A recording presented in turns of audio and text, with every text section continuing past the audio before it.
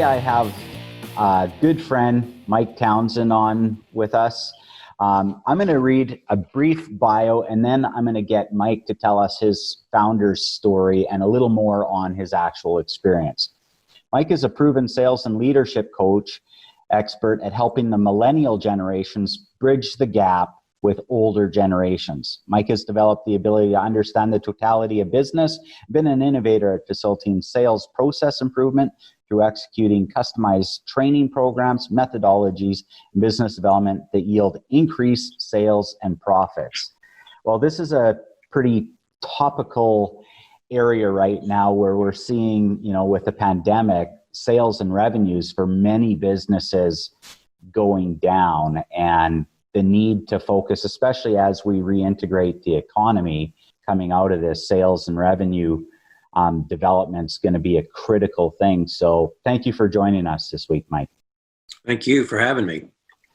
So tell me a bit about how you developed this passion and experience as an expert in sales and leadership coaching and training. Well, I'm from the South, as you'll be able to tell as we go through the process, the interview. I like helping people.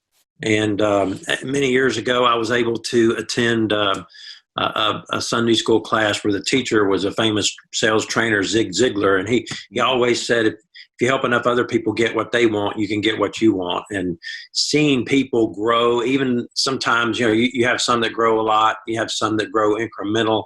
It's just, I guess it's kind of like washing a dirty car and looking at your work. When you see where someone starts and you see where someone ends, after we've been involved in their lives, it's just, it's very refreshing to see people's lives changed. And so that's what motivates us is, once someone admits that they want to get better, they need to get better, we really enjoy helping that person. Sometimes we have to convince them that they need to get better.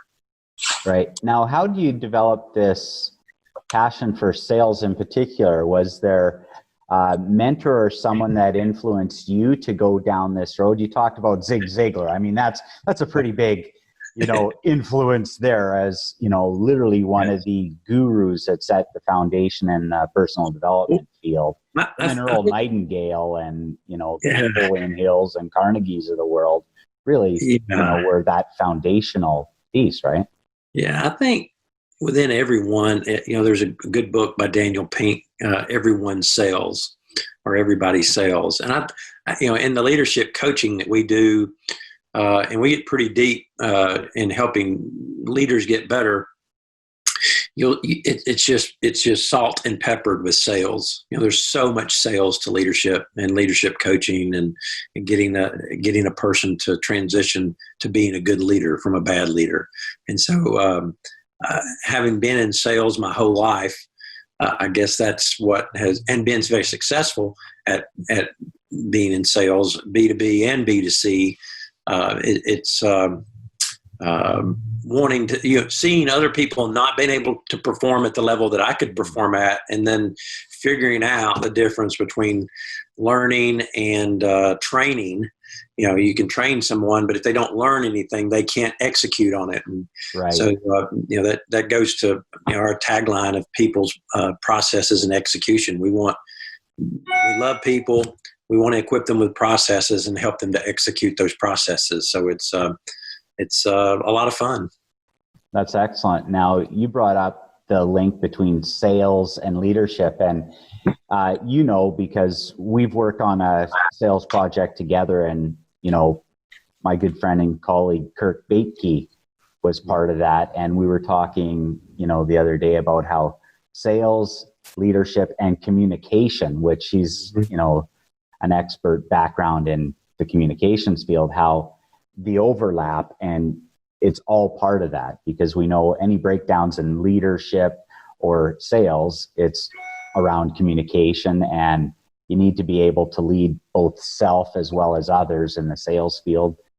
Right. You want to talk about how do you do that? Because a lot of times there's a disconnect, and salespeople can be renegades too.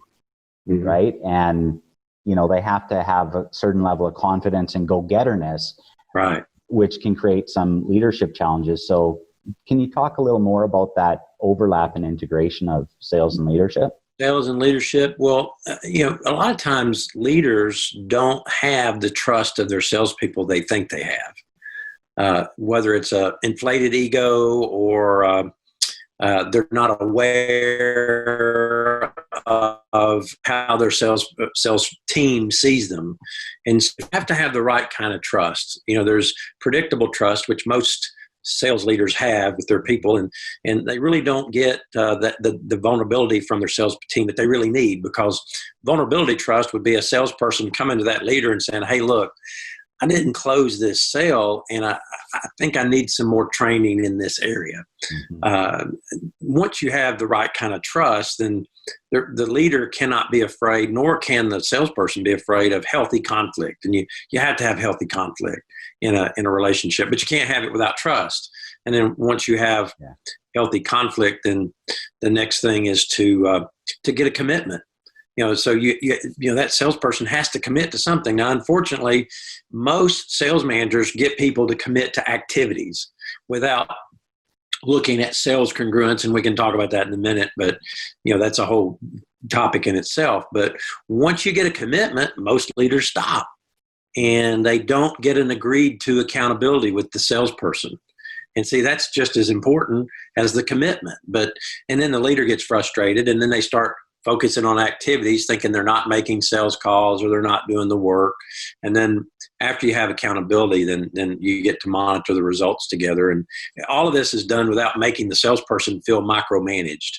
And so that's the perfect recipe. Like if you're making a really good stew, all of those ingredients have to be in that to make sure there's to maximize the salesperson's performance. If you don't have it, then and it's very complicated to get it sometimes, but you have to have that. And that's how we see it overlap in the coaching, the sales coaching and the leadership coaching, because typically we'll do both within the same project.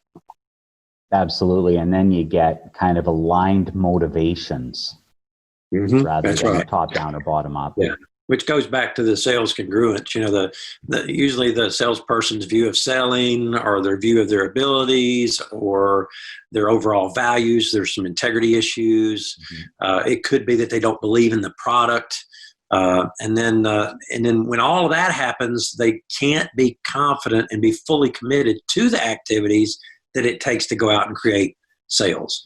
And what we see more than anything is, unless you have a very good monitoring system, we see a lot of order takers instead of sales makers. And when things happen like COVID, the water goes down, you get to see all the bad stuff that was underneath. And that's what we're seeing with a lot of our clients. Right. Now, here's a basic question. Can anyone be a salesperson, an effective salesperson? Yes. They have to want to. And I like introverts, because today we're in, the term salesperson has a negative connotation many times. And depending on what industry you're in, you have to be very careful. An extrovert like me, we have to kind of hold back a little bit. We have to we really have to follow the process.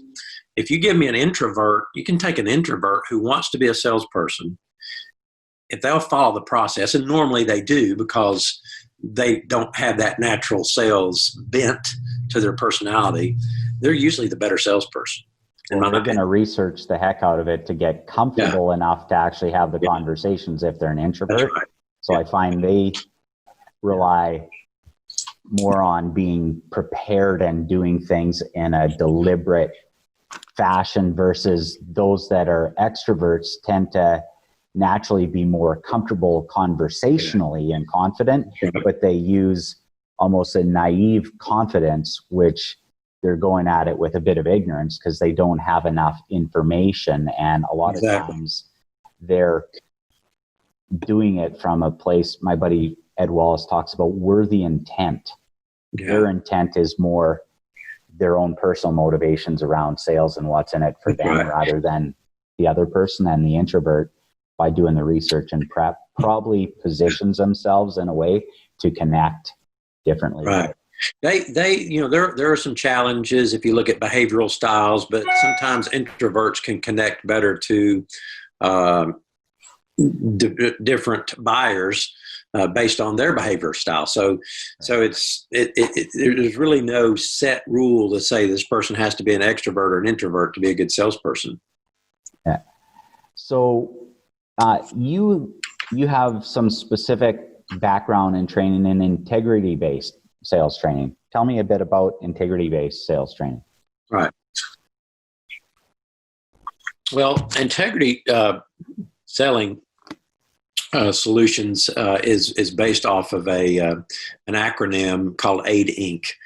The A stands for approach, and it's how you connect to the customer, and a lot of that is depending on their behavioral style. It's not that you're fake or phony. It's just that there's certain things that you're aware of, and you don't say or do, or you don't get too chatty with a person who's a controller. The controller wants information. They want to make a decision based on the facts, and so but they don't really care about connecting with you. So there's certain things that you do in the approach with, depending on the behavioral style. And then the second thing is the interview. And typically the salesperson talks too much. And so we train them to talk about 25% of the time during this part of the process and the interview process, and listen 75%. And let's face it, the only way some of us can listen is to ask good questions. Once we go through the interview process and we create a gap analysis and we find out what the current state is, what the desired state is, then we're going to demonstrate what we think the solution could be. And there's a 50-50 there in how much the customer would talk and how much the salesperson would talk.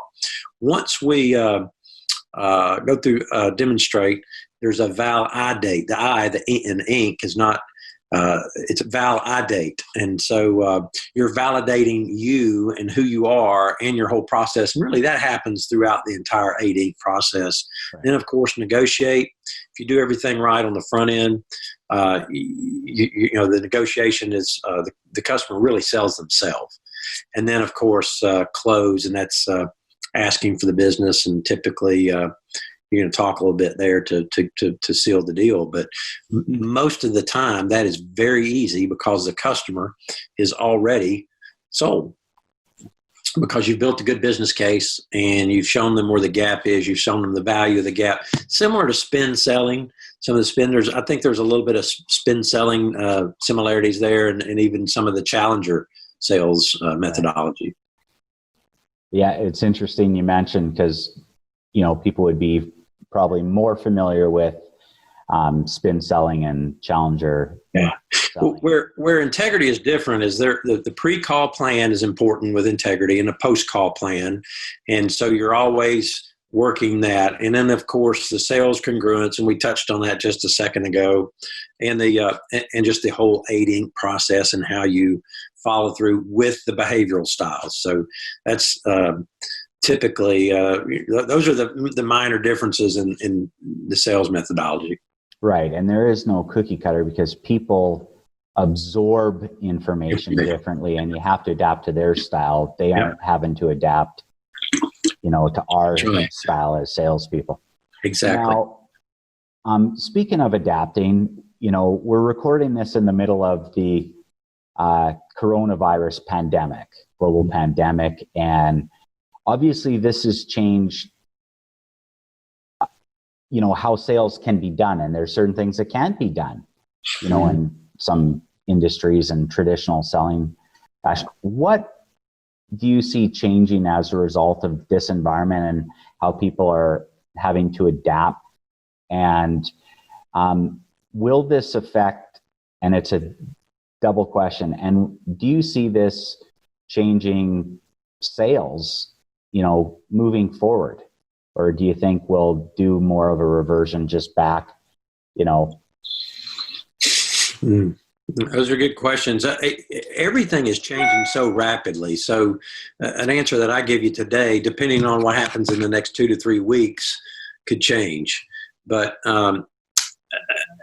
just gut feeling, that's the kind of question I'd like to sleep on, but just shooting from the hip, I do think, and you said it earlier, is that I think there's going to be less opportunities for people to sell. So in other words, the volumes that were out there, I don't think are going to be there, depending on what industry you're in. For example, cars, it's going to be very difficult to ramp up and get people buying cars like they were on a monthly basis. I could be wrong, but that seems to be one industry that is going to be, I think, a challenge, just because there have been so many people who would go in and sign for a car on a 0% interest that now can't afford the payment because of they're kind of behind a little bit on what this being out of work has caused. Right. And so it's from a pure sales training standpoint, I think companies need to invest in their people to make them sales makers instead of order takers, because I do think that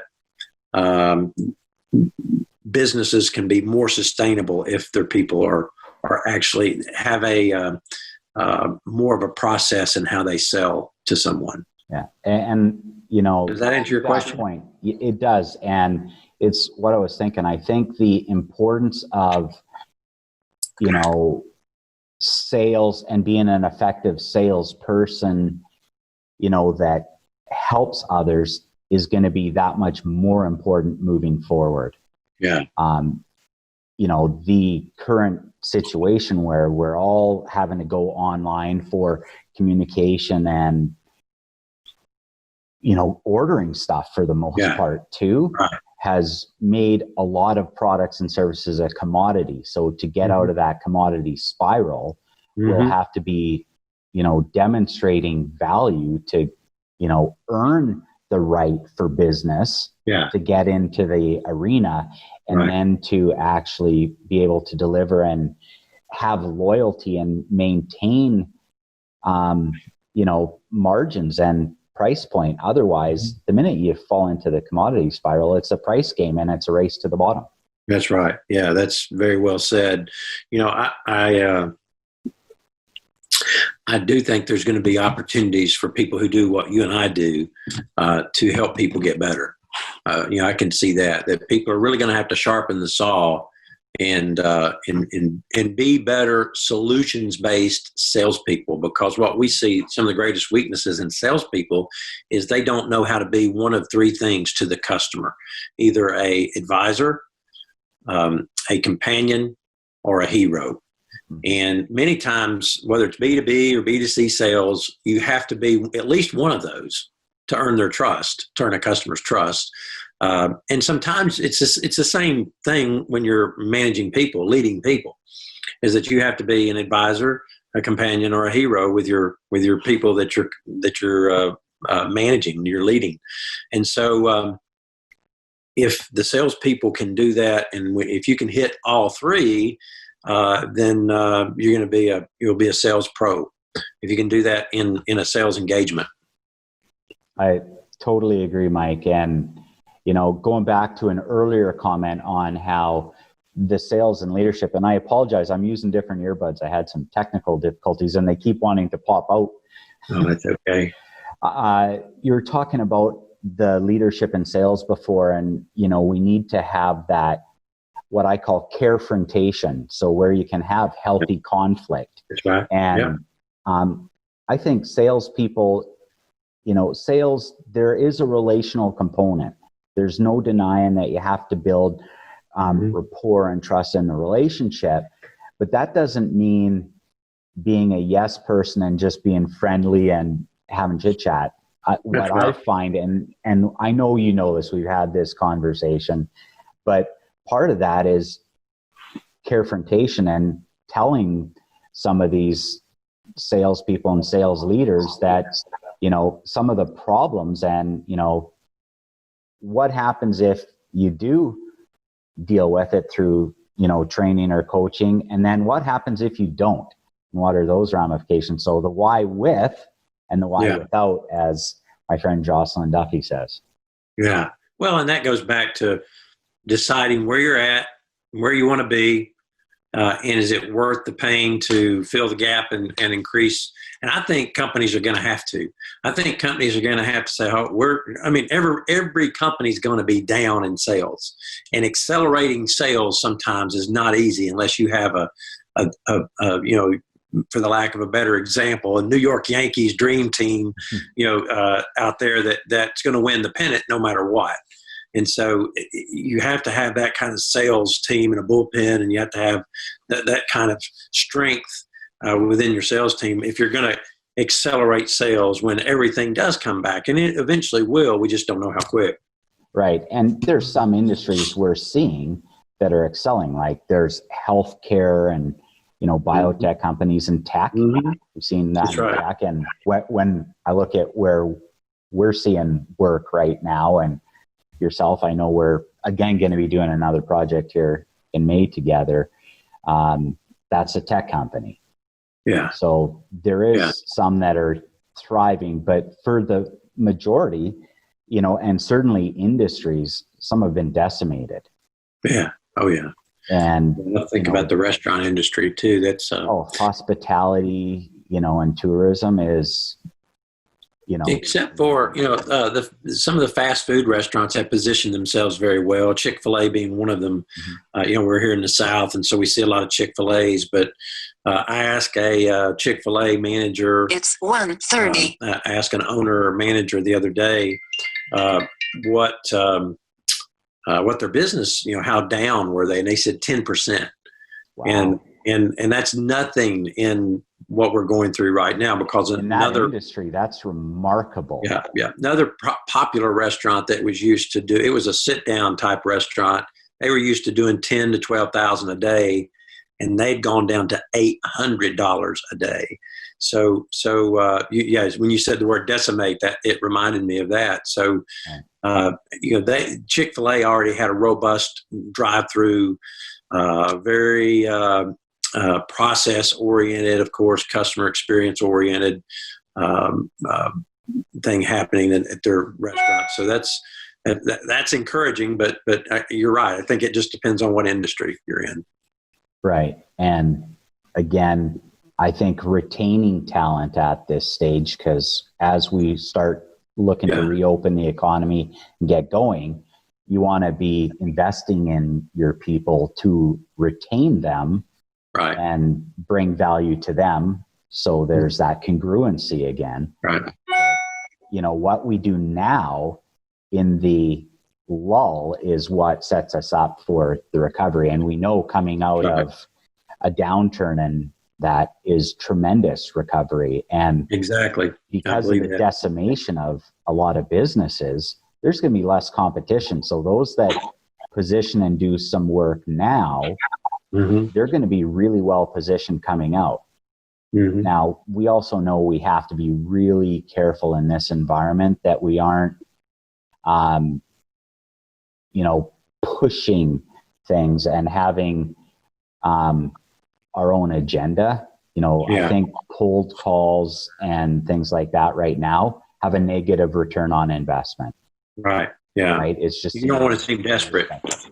No. Yeah. And it's not received well, because a lot of these places are dealing with other more important things. Right. So having, bringing value first versus value add. The only time we get to do value add is when we're already in the game and in relationship with them. So we have to be able to be giving and delivering value first, just for the opportunity to get in there, because otherwise, people and salespeople in particular are going in with sales breath, and people can smell it from a mile away. I think we're a lot more perceptive and intolerant of that now. Right. Yes, I agree. Right. So, Mike, you're a guy that's been a high performer for a long time. What are, 2-3 things that you use, that are your high performance habits that are critical for you to lead, not just a good business, but a good life?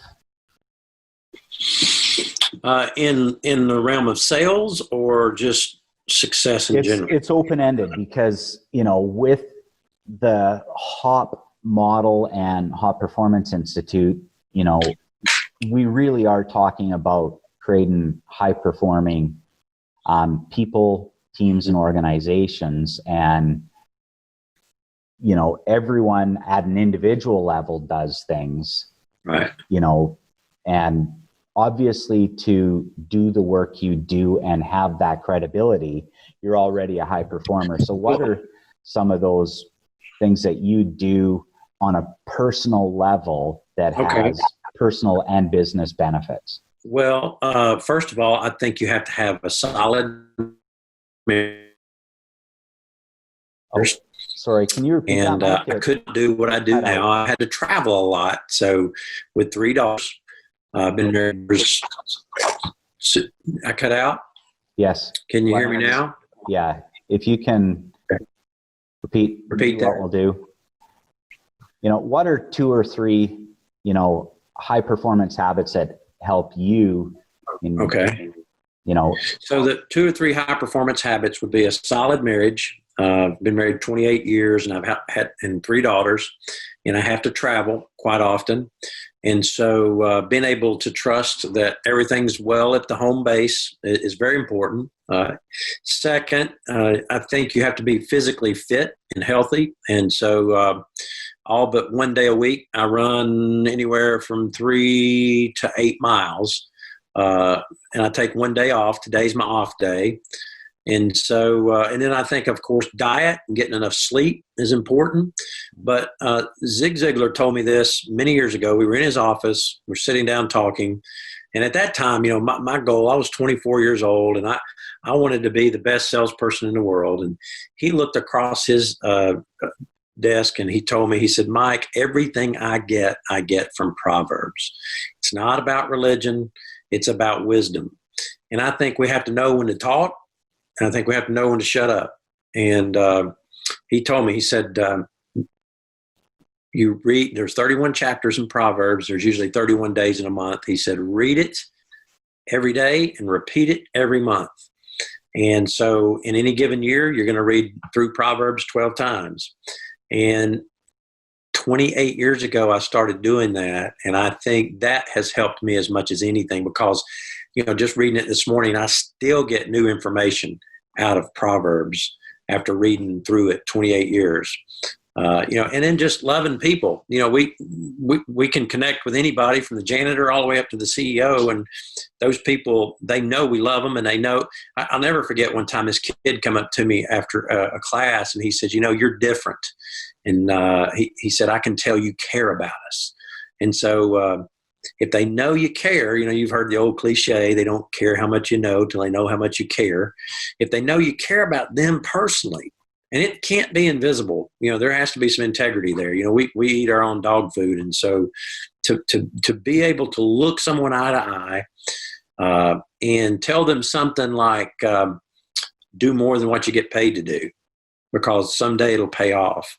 Well, because we do that for our clients, when we look someone eye to eye and say it, it has some power behind it. And so I hope that's what you're looking for. But that's really what wakes me up. And every day is, you know, Mondays. I have a saying at our office, and it's TGIM. Thank God it's Monday, because if we've been given a Monday, it's a TGIF. Thank God, you know, everybody's ready for the weekend. And of course, we are too. We like the weekends. But TGIM, man, we've got 5 days now that we can make an impact in somebody's life.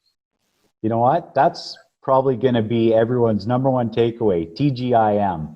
TGIM. That's a great mindset thing. And that's one of the things we talk about when we look at high performance. You need to have certain practices that give you that preparation, that mental mindset. And, you know, you talked about Zig Ziglar and Proverbs. You know, we've talked offline. I'm a huge fan, you know, and wisdom that's thousands of years old. Oh, yeah. Right. Stands true through, you know, evolution and history. And I love that. And there's something to be said about spiritual groundedness, especially at a time like this, where everyone is needing to know really what's most important to them. And anyone that is success chasing if certain things change, like health or relationships, because we can neglect those sometimes. I've been guilty of this personally in chasing success where health and relationships suffer. It's having that congruency, in life, that groundedness that is a game changer because it makes it more sustainable. Absolutely. And I have to quote Proverbs 20:14, where it says, this is sales, but sales is in the Bible. It's in Proverbs. And it's not about religion. It's, it's like you said, it's about wisdom.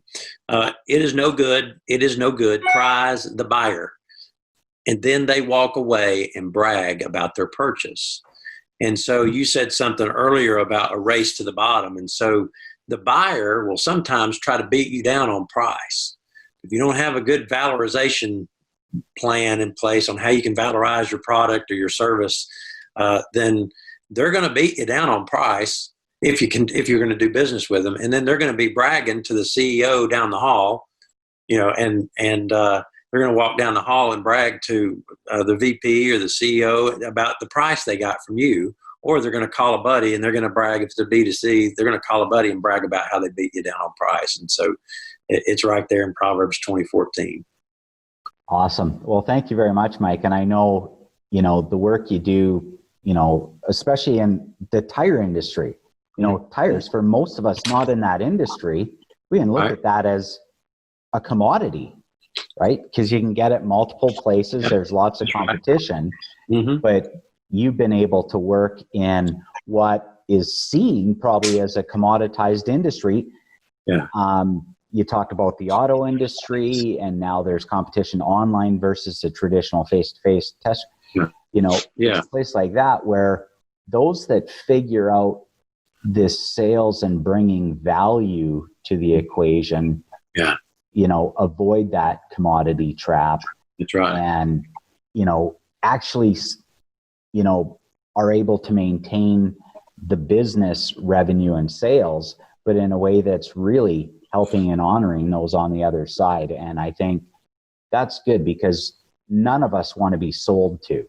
That's right. But a lot of times we need help buying and we need help making that final decision. So we're all on board, but how many times have you got to the end of it? And I know personally where now you're having to make the decision to cut the check or move forward, and there's that accountability, and we just need that gentle, you're going to be okay, and pushing on. I think of teaching, my daughters to ride a bike. At some point, you're having to let go, and that's right. Yeah, that's really selling the invisible. Absolutely. Which is a good book, by the way. But yeah, it's an older book, but it was a good book. But yes, I think everything's going to be commoditized. If you wanted to look at a crystal ball, and with this product company, you may have heard of a company called Amazon, and they're selling tires now. I found out.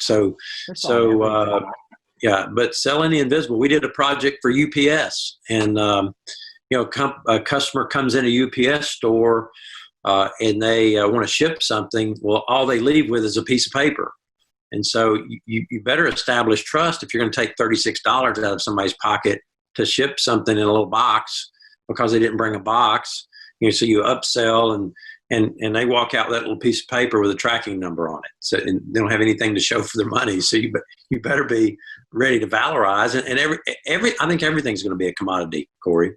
I agree. I've been saying it for years that any product or service can be turned into a commodity, because if there's even not a direct competitor, say you have a patented thing, there's always a substitute. Right. And and there's always an alternate, and the alternate might be, I'm just not going to buy it. Yeah, exactly. Right? So that's great. Last question for you, Mike. All right. Imagine you're at your 100th birthday celebration. Who do you want there, and what do you want them saying about you? Well, I would certainly want my wife and kids there. Saying I was a good dad and a good husband, faithful dad, faithful husband. That's a good question. Are they alive, or you're talking about just people we can, or anybody? You can manifest whatever you want out of it. Yeah, anybody. Okay. Well, I would certainly want Jesus to be there at my 100th birthday. I hope I don't live to be 100, but it's possible. But I'm very healthy at 52.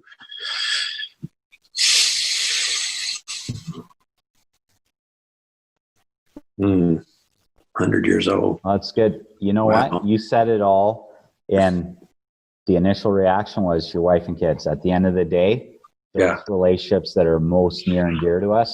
And I know in talking with you, those are definitely the relationships that are. Yeah, if you don't have that, you're so clear. Yeah. And, the big J man, I know is with you on a daily basis. And that was clear to our audience here, the importance you place on faith. And you and I have had plenty of conversation offline because, and it's not something, I post on LinkedIn or anything, but me either.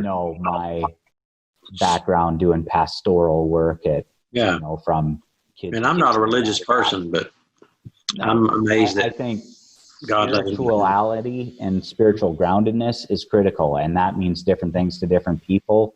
You and I, it is that Christian faith, but we have friends and colleagues, of different faiths and different practices, and Well, thanks for your time. Thanks for allowing me to be on this. Thank you, Mike, and thank you, listeners, Hop Nation.